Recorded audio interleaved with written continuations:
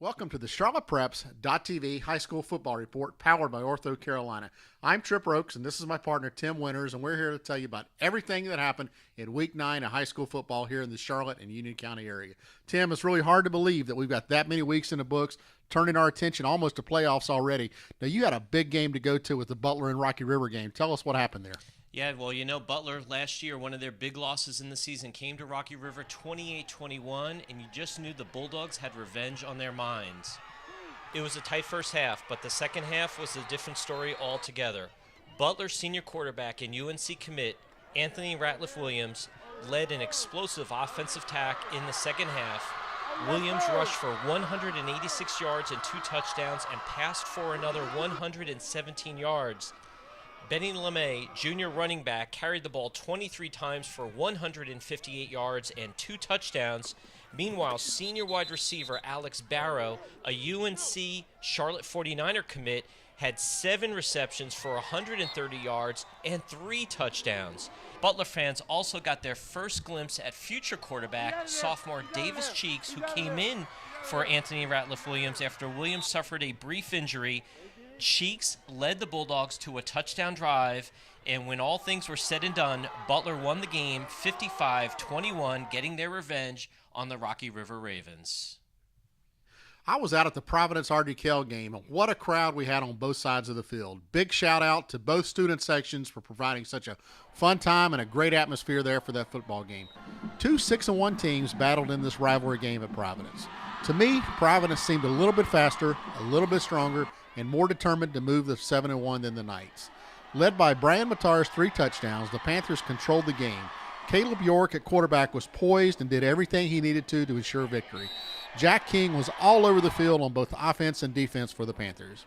In many ways, Coach Harden earned this victory over the summer. The Panthers worked extremely hard on a daily basis to prepare for the season, and now standing at 7-1, you can really tell that the difference has been made.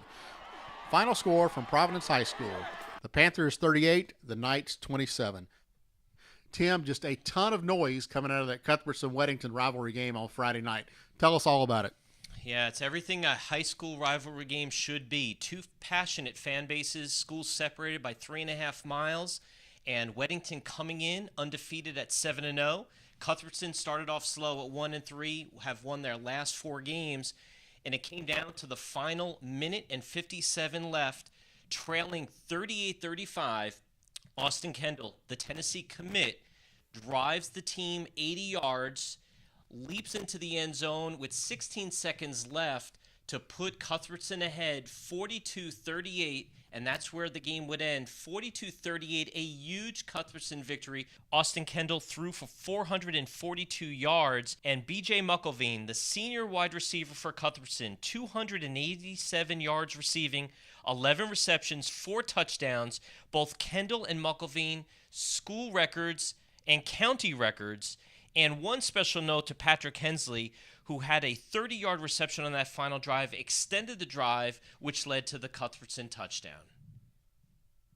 Another big game took place in Charlotte High School football on Friday night down in the south part of the city as the Charlotte Catholic Cougars hosted the South Meck Sabres.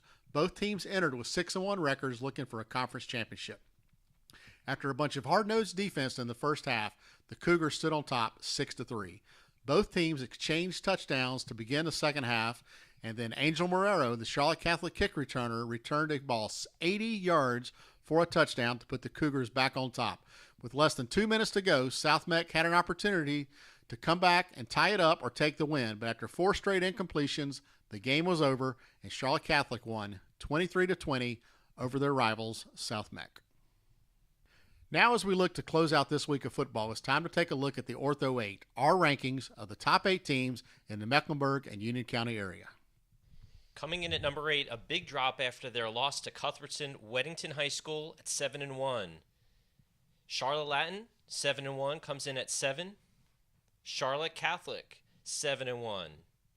Providence, their first time on the Ortho 8 this year with their big win over Ardrey-Kell, coming in at number 5 with a 7-1 record.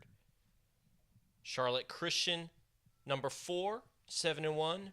Mallard Creek moves up to the 3rd spot with a 7-1 record. Butler holds strong at number 2, 8-1. and Independence High School remains atop the board at 8-0. That defense has given up 24 points on the year. That's basically 3 points a game through 8 games in the regular season.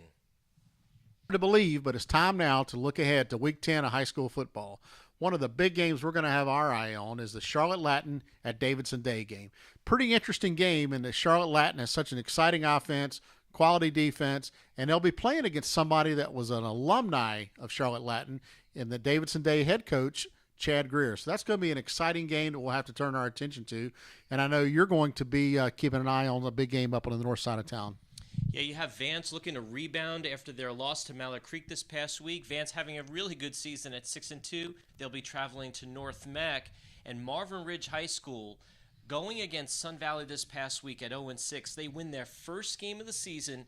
They will now be playing Piedmont, trying to keep their playoff hopes alive. They're going to need to really win out against all their conference teams from here on out. So that game, Marvin Ridge at Piedmont, looks to be a very good game as well. I think that will be full of excitement. The one other game we want to mention here, Myers Park at Indy. Now, Myers Park has been keeping the score low in some of their games and have been able to play with some really quality teams.